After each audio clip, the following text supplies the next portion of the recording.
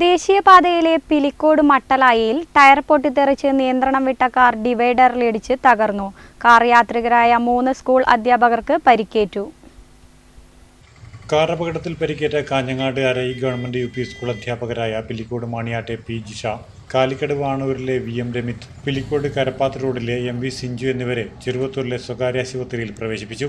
വ്യാഴാഴ്ച രാവിലെ 9 മണിയോടെ ദേശീയപാതയിലെ പിലിക്കോട് മട്ടലായിലാണ് സംഭവം. മുന്നിലെ ഇടത് ടയർ പൊട്ടുകയും കാറിന്റെ നിയന്ത്രണം വിട്ട് ഡിവൈഡറിലിടിച്ച് നിരങ്ങി നിൽക്കുകയുമായിരുന്നു.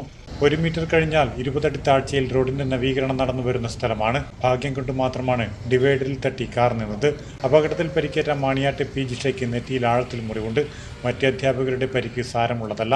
അധ്യാപകനായ കാലിക്കട് വാണൂരിലെ രമിത്താണ് കാർ ഓടിച്ചത്.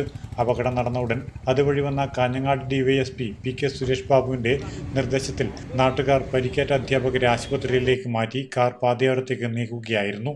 Network news, Trikaripur.